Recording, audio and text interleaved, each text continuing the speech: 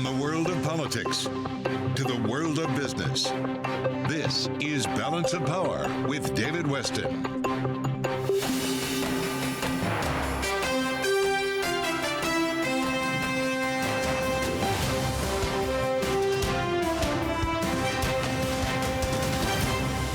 From Bloomberg World Headquarters in New York to our television and radio audiences worldwide, welcome to Balance of Power. President Biden's off to a brisk start to his week, having flown over to London over the weekend to attend the funeral of Queen Elizabeth II earlier today. He'll be flying back to the United States tomorrow so he can appear at the United Nations General Assembly. And also, by the way, having a bilateral meeting with Liz Truss, the new Prime Minister of the United Kingdom. And in between all that, he managed to give an interview to CBS 60 Minutes that made some news. To take us through this rather packed agenda, we welcome now Washington correspondent Joe Matthew. He's host of Sound On weekdays on Bloomberg Radio. Welcome, Joe. So the president's doing an awful lot.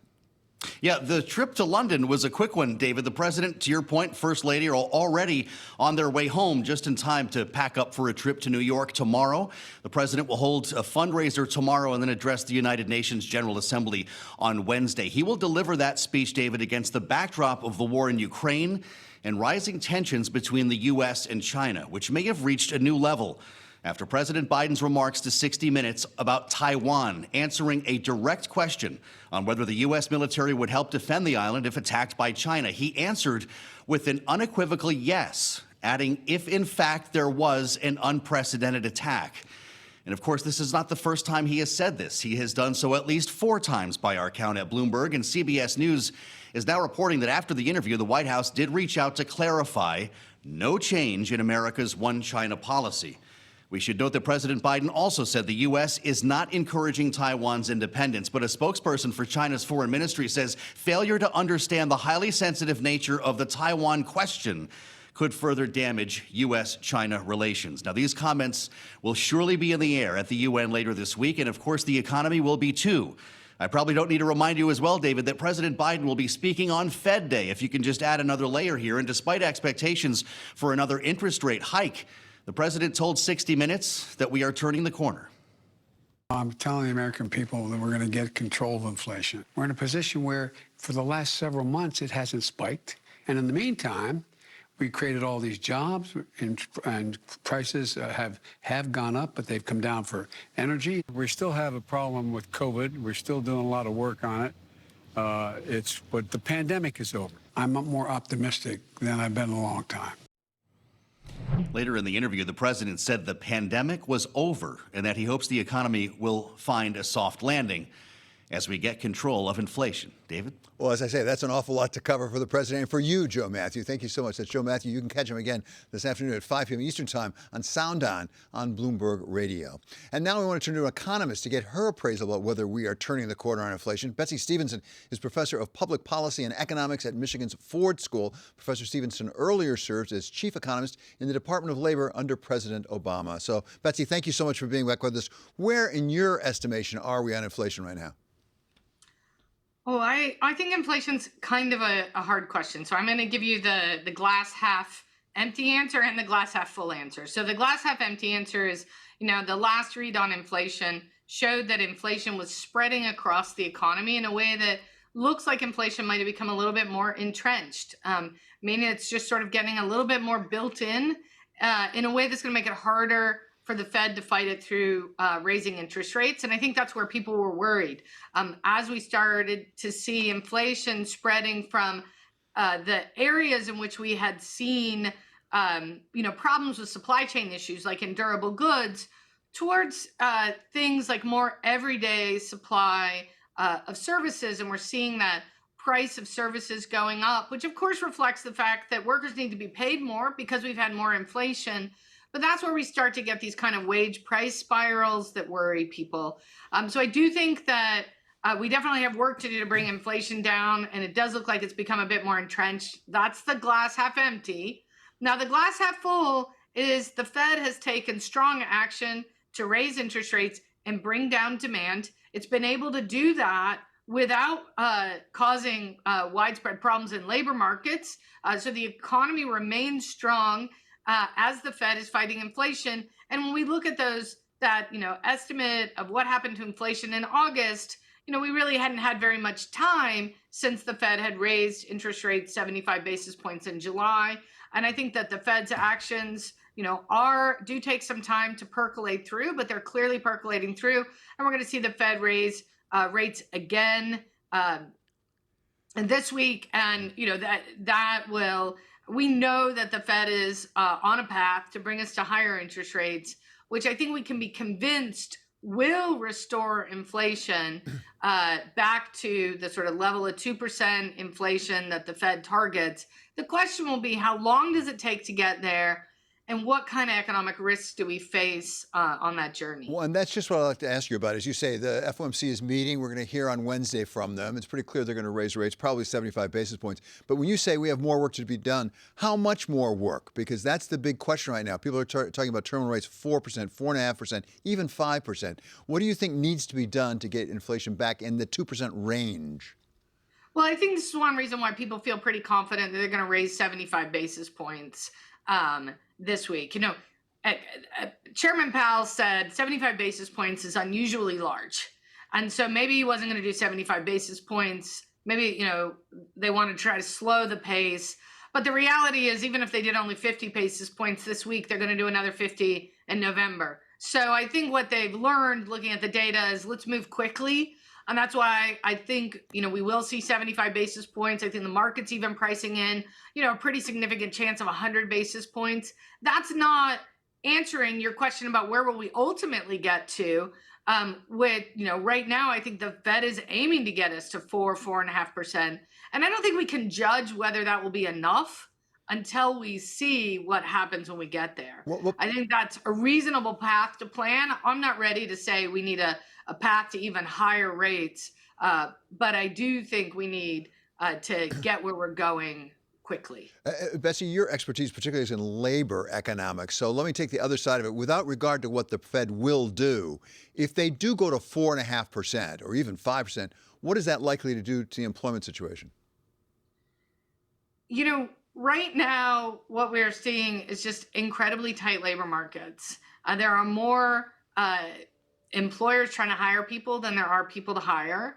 And so we do need demand to come down a little bit. The question will be if, they bring it down too much. That's that risk of over tightening.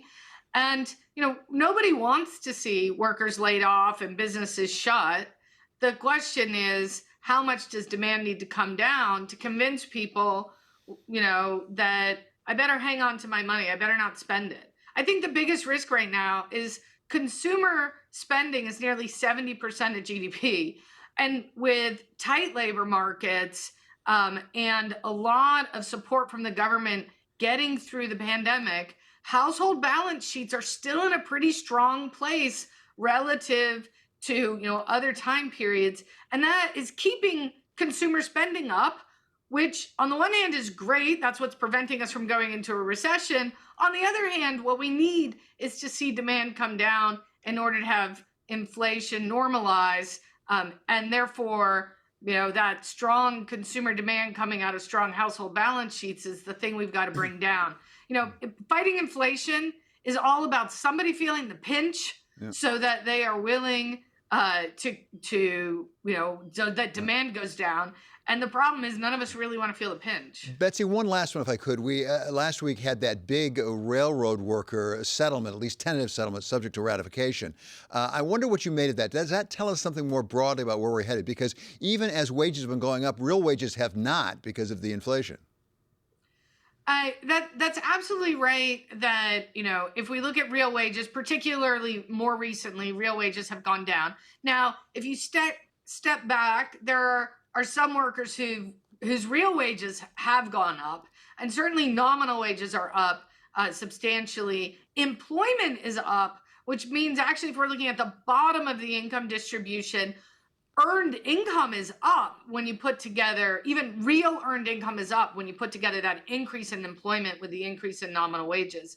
I think when we look at the potential for a strike, though, we see a labor market that's still tight enough for workers to have some bargaining power.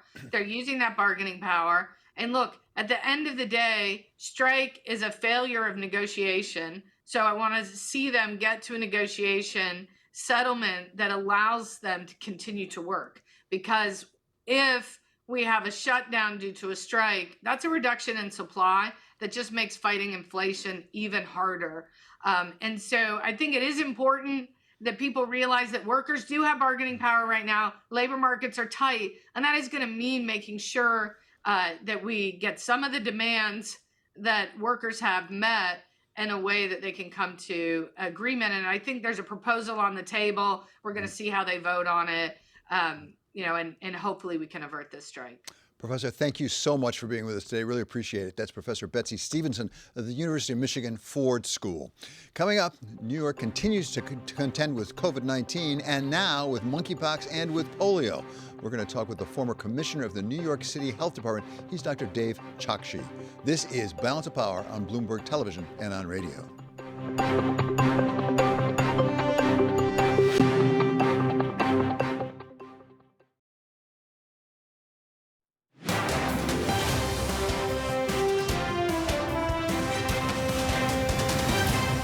This is Balance of Power on Bloomberg Television and Radio. I'm David Weston. We want to keep you up to date with news from all around the world. And for that, we turn to Mark Crumpton here now with the first word. David, thank you. It was the final public moment for a woman who reigned over her country for 70 years.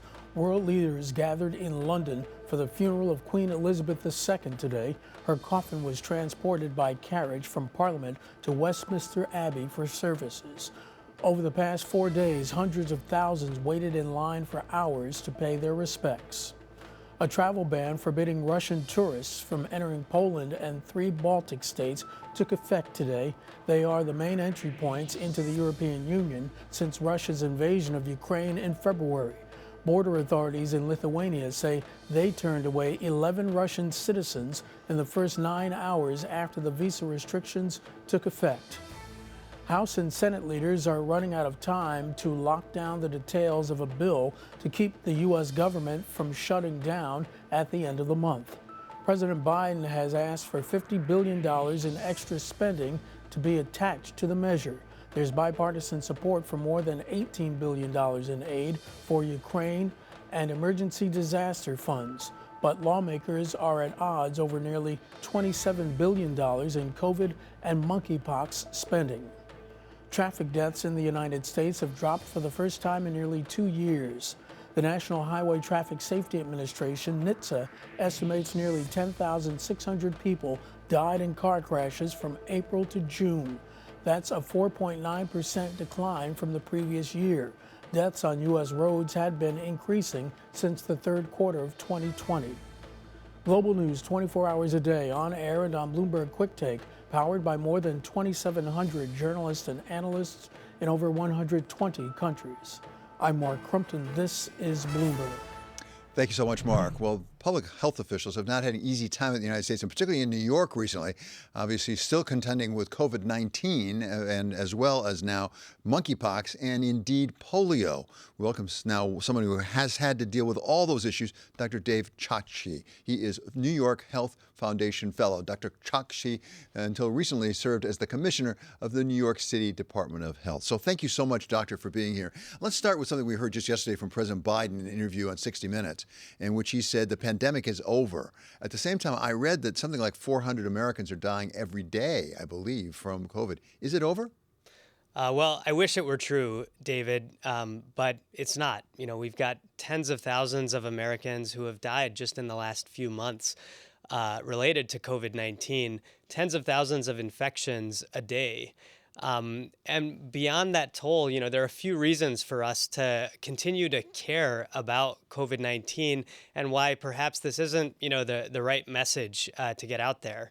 The first is that we are in the midst of a really important campaign to try to get as many Americans vaccinated with the new bivalent, you know, the updated Omicron vaccines. And that is something that I know will help to save lives going forward. The second is that for us to continue considering this an emergency, you know, that we are in a pandemic, matters to have the funding that we need for the public health response, not just at the federal level, but at the state and local level, too. So those of us who live in the New York area are very familiar with you. We saw you on TV a lot, campaigning for us all to get vaccinated. And you mentioned the bivalent that is, as I understand, specifically designed to deal with Omicron as well. Secretary Becerra is in New York actually today to encourage us to get that done. Do we have a problem in New York and more generally perhaps of just getting weary about vaccinations? Well, what I always used to say is that it's not vaccines that save lives, it's vaccinations. And that requires a lot of effort. Things like Secretary Becerra, making sure that he's showing people what needs to be done, but also just bread and butter public health, what we call the ground game, making sure that people are out in neighborhoods, hosting events at churches and schools, and making sure that people understand how consequential it is to actually go and get vaccinated for yourselves, for your families, for people around you who are also vulnerable. Well, and now we are learning that we apparently have a problem, at least in New York, that goes beyond COVID-19, and it goes actually to polio, something that a lot of us thought we were close to eradicating. What is the problem in New York with polio? Because Governor Hochul has declared it a disaster. That's right. The governor declared a state of emergency earlier this month, and that was because the initial finding of polio in some of the wastewater in New York counties has extended to multiple counties now. What that means is that there is spread of polio occurring. And this is happening on the backdrop of not enough people being vaccinated, particularly in certain areas. The positive news, the good thing is that we have a safe and effective polio vaccine, but the task is to make sure, again, that we turn those vaccines into vaccinations. So why do we have the vaccination problem? And to what extent is it actually tied, perhaps, apart into the COVID-19 problem? Because we had a lot of kids not going to school, so they didn't have to prove their vaccinations. Yes, that is certainly one factor. I think the bigger ones, though, are the fact that there's misinformation and disinformation spreading about vaccines in general. We saw this certainly with COVID-19, and unfortunately, I think there's a spillover effect, with polio and other vaccine-preventable diseases. And what we have to do, what the task, not just for public health officials, but for everyone, is to turn the tide of that conversation, for us to say we can save lives, particularly of our children, and this illness that was, nearly eradicated in our country, in our state, is something that we can't allow to come back. Doctor, we just had a viewer write in a question, so it's a little bit different. But Denmark reportedly banned mRNA shots for people under 50 last week. Do you know anything about that, and what is that about? Yes, different countries have taken different approaches related to the risks associated with, certain vaccines, particularly related to myocarditis. This has been evaluated, very carefully. And I stand behind the science that indicates that the shots are safe and effective for all of the age ranges that are currently authorized by the FDA and CDC. Thank you so much for that. One last one on monkeypox, because that is, again, something that certainly in the New York area there's a lot of concern about. I understand CDC has now approved use of funds that were for STDs as well as HIV to be used for monkeypox. Is that a smart decision? Yes, I believe it is. It means that there will be more resources to fight yet another emerging epidemic in monkeypox. The numbers are going in the right direction when it comes to the spread of the virus that causes monkeypox disease. But this is not a time to be complacent about it. It means we have to get people who are more at risk vaccinated, because that is something that will give the most long-term protection against that virus as well. Doctor, it's really good to have you here. As I say, you're very familiar to those of us who live in the New York area for all your good work. Thank you so much. That's Dr. Dave Chokshi.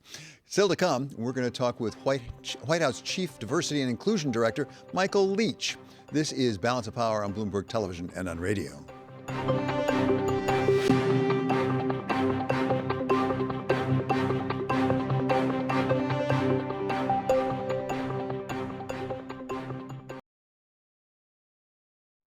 All eyes are on the Fed. The Fed has more work to do. 75 basis points seems to be baked in. How quickly do they get to the terminal rate? How long do they hold them there? Chairman Powell's going to have to read the same speech twice. Trust Bloomberg for the fastest coverage and exclusive analysis. Is the consumer buoyant? The dollar is a great place to hide. The U.S. are going to overdo it. Investors just have to hold on to their hats. With special commentary from former Fed Vice Chair Richard Clarida. Bloomberg Surveillance. The Fed decides. Wednesday on Bloomberg, your global business authority.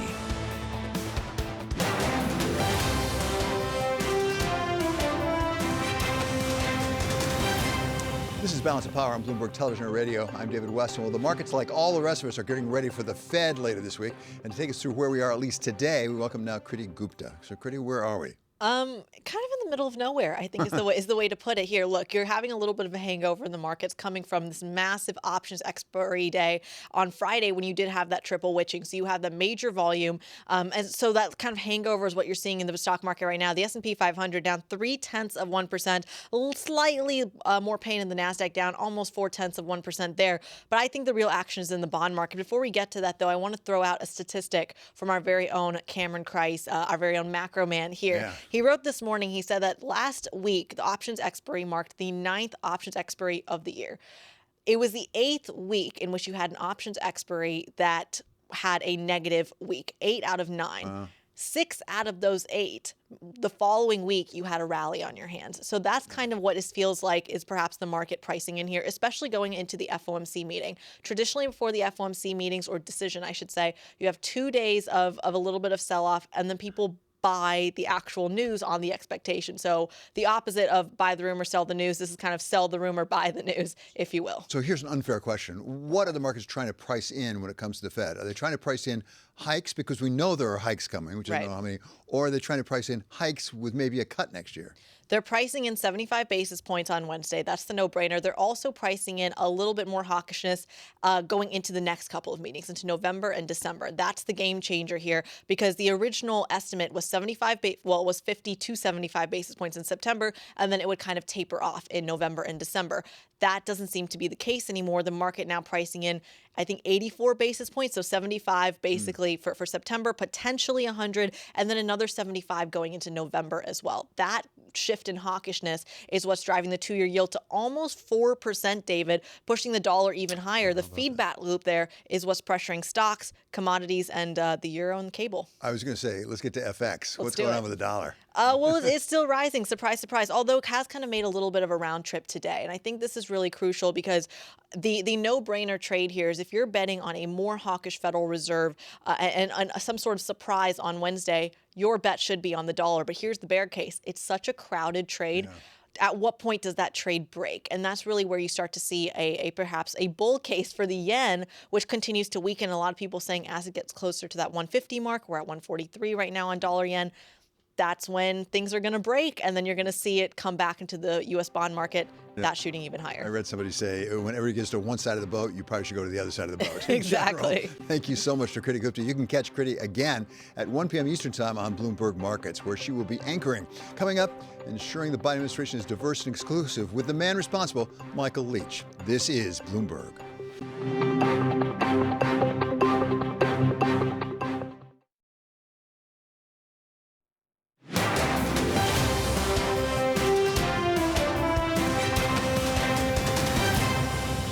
This is Balance of Power on Bloomberg Television and Radio. I'm David Weston. We want to keep you up to date with news from all around the world. For that, we turn to Mark Crumpton here with the first word. David, thank you. Ukraine's President Volodymyr Zelensky has renewed his pledge to retake all Russian-controlled territory after his country's recent advances. President Zelensky hinted that another offensive is being planned.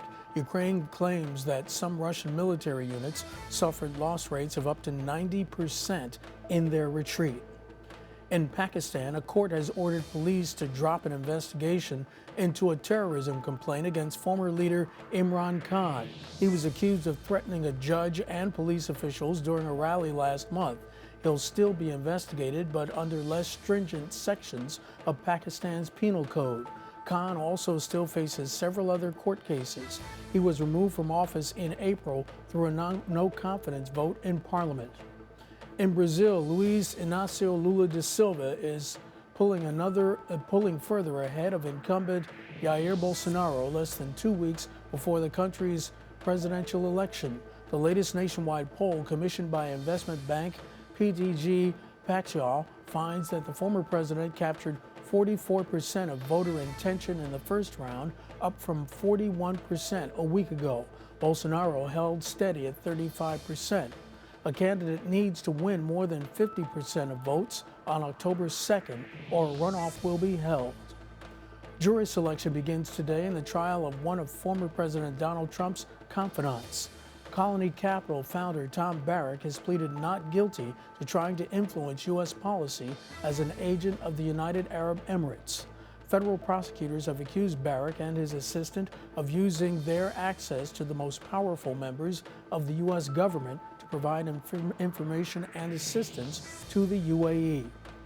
Global news 24 hours a day, on air and on Bloomberg Quick Take, powered by more than 2,700 journalists and analysts in over 120 countries. I'm Mark Crumpton. This is Bloomberg.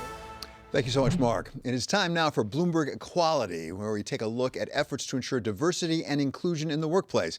And today, we're going to welcome the man responsible for it in the Biden administration, Michael Leach. He is the first ever White House Director of Diversity and Inclusion. So, Mr. Leach, thank you so much for joining us. I must say, I'm almost daunted by your task. I just looked it up. I think there's something like 2.8 million employees, federal employees. How do you go about trying to ensure diversity and inclusion when you have 2.8 million employees? Well, David, it's good to see you. Thanks for having me on. It's great to be with you. You know, it's not only myself. It's a cross-functional effort across the federal workforce. And in short, you know, since the beginning of the administration, one of the president's top priorities has been to build an administration reflective of America's diversity and one that taps into the very best of our nation. And this commitment to making sure we have representation from communities that haven't always historically had a seat at the table, if you will, right? It's something that the president wanted to see across the federal government, including here within the White House, since being one of the many reasons my role was created, which is, again, a first of its kind portfolio to exist within the White House, and is really intended to help build and maintain a staff reflective of our country's diversity and to foster an inclusive workplace culture that empowers our staff to really fill three things: seen, heard, and valued, while advancing the president's agenda. I think oftentimes when people think about the White House or the federal government as a whole, it's sometimes perceived as very compliance and policy heavy, right? And while those things are important, if leaders are not careful, we can focus too much on changing policies, but not enough on changing minds, right? That is the hearts and the minds of the people carrying out the work itself day to day and for the people we serve, which in our case is the American public. And so all that to say, it's going to continue to be a top priority. It underscores this belief that the United States is at its strongest when our nation's workforce reflects the communities it serves and when our public servants are equipped to advance equitable outcomes for all communities. And so could not be more humbled and grateful to serve, encouraged by what we've accomplished thus far and excited for what's ahead. Michael, as you know, in the business community, we like to say, if you can't measure, you can't manage it. And so let me start with the most basic thing. How do you measure diversity and inclusion in the federal government? Yeah, you know, it's a great question, and it's really multi-layered. You can measure it by the data, by the numbers, right? Diversity is who has a seat at the table. Inclusion is about who has a voice at that same table. And so you can measure it by your onboarding metrics. You can measure it by the engagement in your day-to-day, week-to-week, and month-to-month engagement activities that we name as well. And so it's really multi-layered. As part of the EO that was rolled out just recently, he signed it last June, and you know, federal agencies are starting to execute their strategic plans as part of that. There's a maturity model, right? Every agency has a different starting place, and so it's really multi-layered. Really depends. It's agency specific because we all have different starting places, but those are just some of the ways we measure it. What's success for you? How will you know when you're at least making progress? I mean, you'll never get all the way there. Nobody ever will. But how do you know that you've made progress? Yeah, you know what? My vertical's mission holistically, right? We want to build a staff reflective, but we want to foster an inclusive culture where folks feel seen, heard, and valued. Just some of the accomplishments, just to name some, we've onboarded the most White House staff in history, including the first ever ASL staff interpreter.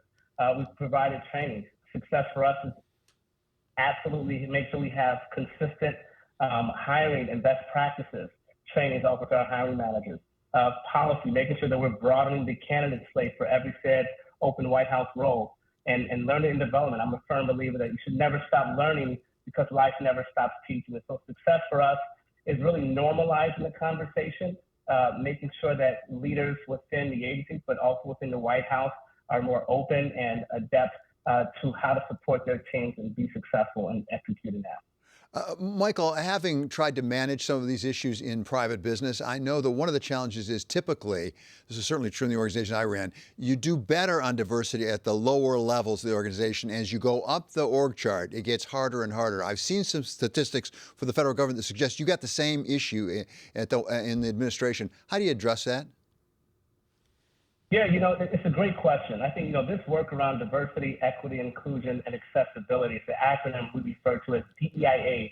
It really requires us to listen and learn before we can truly lead. I often share with senior leaders, the good news about being in senior leadership or the C-suite is that, yes, you have a broader scope and view of the organization and the business with latitude to shape it. But the challenging news is that you're much farther away from the front lines, right? Which makes it much more likely for leaders to receive filtered information. And so it becomes more and more important than ever for leaders and organizations and boards of directors, for that matter, to have communication channels in place, like chief diversity officers, like chief people officers, who know how to navigate and maintain a deep understanding of the day-to-day culture by integrating ways to improve the culture in real time, just to ensure that the broader organization doesn't feel like there's too much distance between the overall mission and the day-to-day. I'm a firm believer that distance creates distortion, right? The more distant you are from something or someone or some policy, the more distorted your view will be of that thing. And one of the primary mandates of a chief diversity officer, or any senior leader for that matter, is to serve as the bridge that closes the gap between knowing and doing. And again, understanding this belief that understanding may change minds, but it's action that changes lives. And to the extent you can put in place mechanisms and communication channels for that reason, that tends to mitigate some of the issues and challenges. Mr. Leach, thank you so very much for your efforts and also for being with us today. Really appreciate it. That's Michael Leach. He is the Director of Diversity and Inclusion at the White House. Coming up, it's Monday, which means it's time to check in on midterms 2022 with our political contributors Jeannie Sheehan Zaino and Rick Davis. This is Balance of Power on Bloomberg Television and on radio.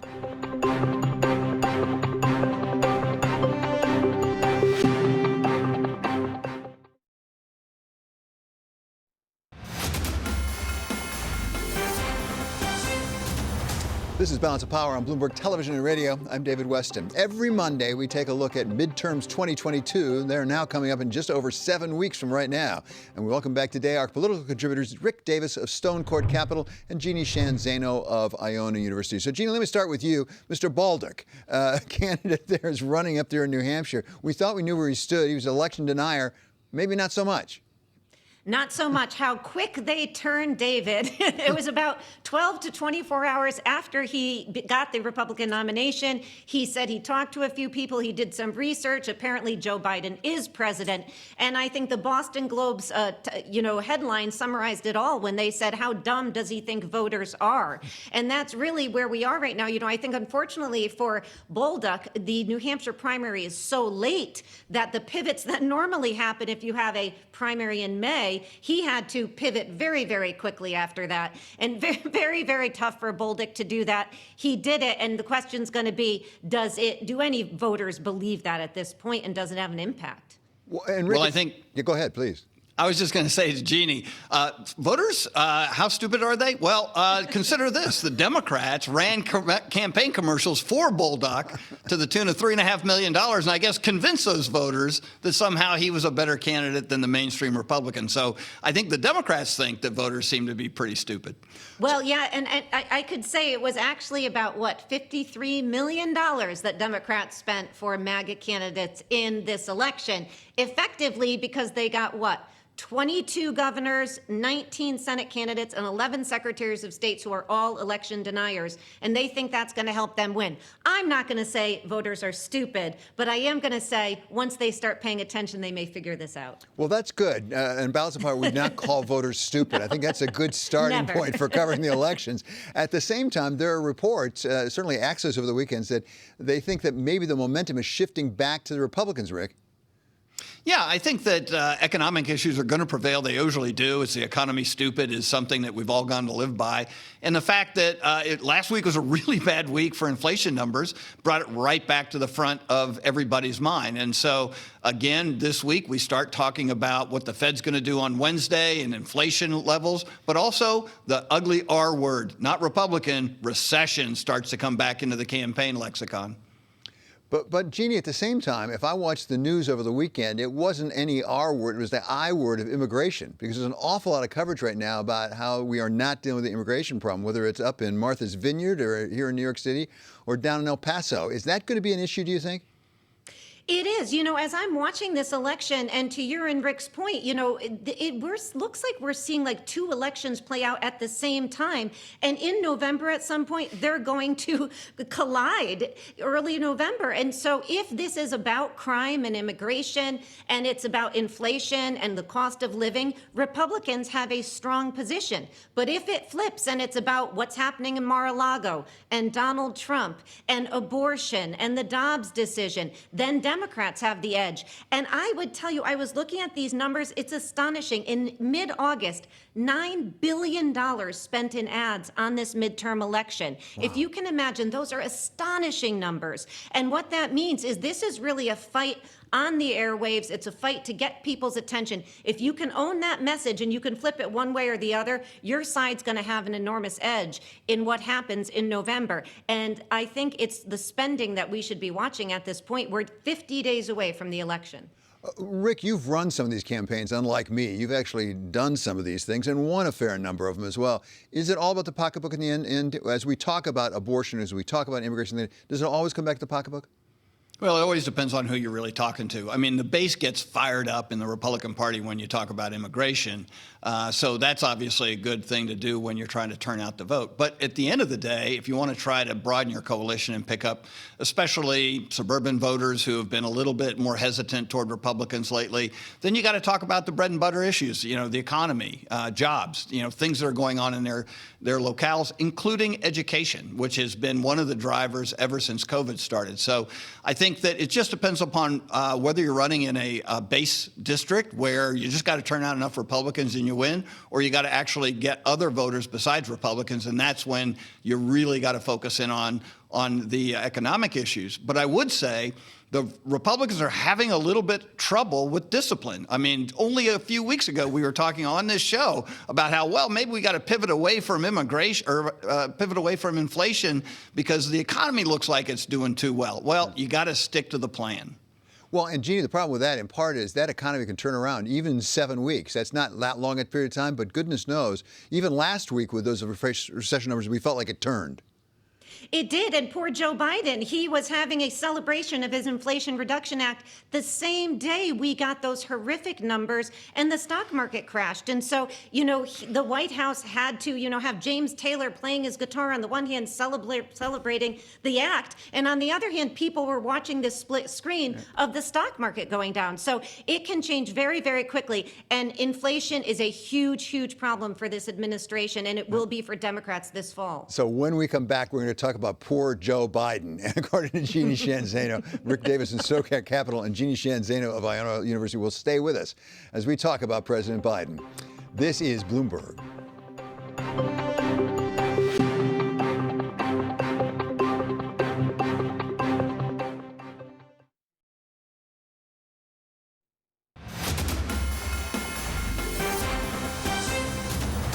We agree with what we signed on to a long time ago, and that there's a one China policy, that Taiwan makes their own judgments about their independence.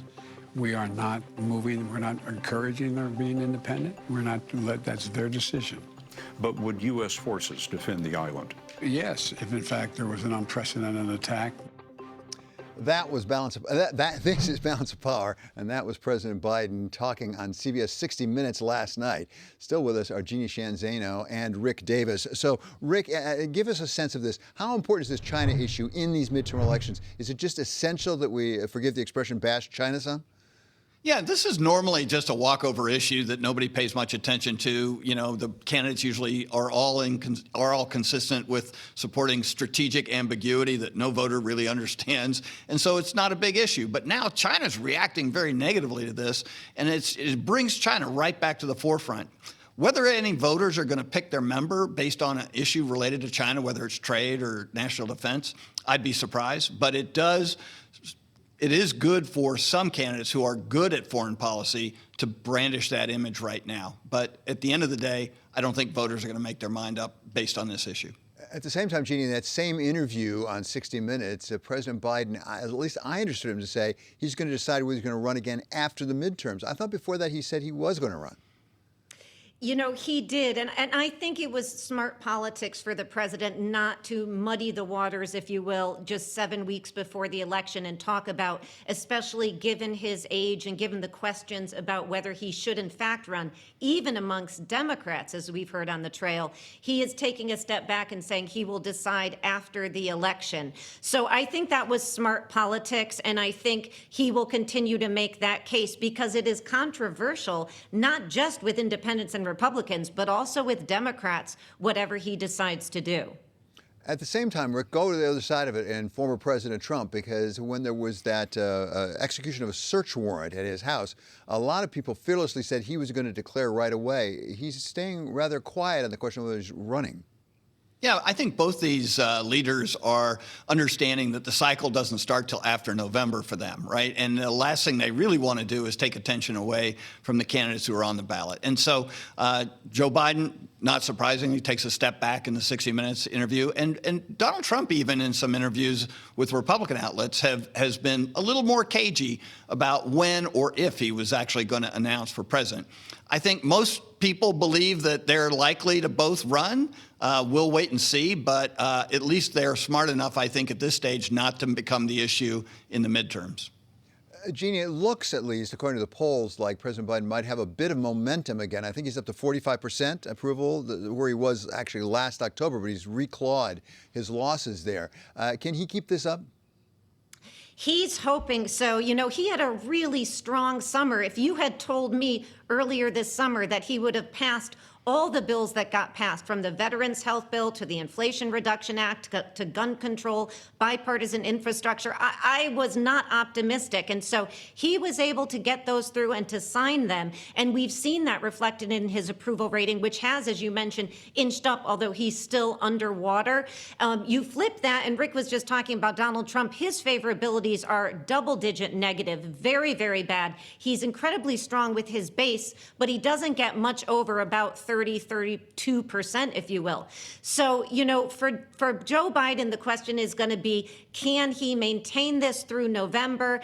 And I think it's going to be an uphill battle. We are already seeing on the Hill fights over continuing to fund the government through December. And once the midterm hits, all focus is going to shift to the presidential election.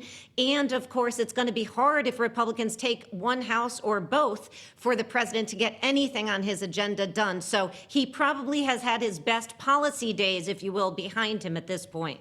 Rick, before we shift to the presidential, let's stay with the midterms just in this respect. If you're a Democratic candidate or a Republican candidate, which one do you want to show up for you? Are there any Democratic candidates that really want Joe Biden to come campaign for them, and similarly Republicans? Yeah, it's a good question, David, because you really want to control the narrative. And so that takes Donald Trump off the list because, you know, when he comes to town, he controls the narrative. And the narrative is usually something pretty wacky. When the president comes to town, he does have a good sense of what that narrative needs to be for Democrats. But his polling, even though it's improved by 8 points in, 30 days or a little bit longer, the reality is it's still really not great. And right now, one of the things we're seeing is even though his numbers are going up, the races where Democrats were leading, especially in the United States Senate, are getting tighter. So his increased polling data hasn't actually, it's been inversely related to the success of Democratic candidates. And so, you really got to scratch your head and say, gee, do we want the president to come and potentially not be appealing to some swing voters that we need to win? Last word here, Jeannie. Do you agree with that? Democrats would just as soon go it alone? Yeah, I think at this point it depends on the district. If you're in a district with where Joe Biden won and he won double digits, you may want him there. Otherwise, I think they go it along, and the focus for them is going to be abortion, abortion, abortion, Trump, as much as they can talk about it. Thank you so much to Rick Davis of Stone Court Capital and Jeannie Shanzano of Iona University, both political contributors here at Bloomberg. Check out the Balance of Power newsletter on the terminal and also online. Coming up on Balance of Power, we'll continue on Bloomberg Radio. In our second hour, we'll talk to former U.S. Ambassador to Poland, Daniel Fried. And this is Bloomberg.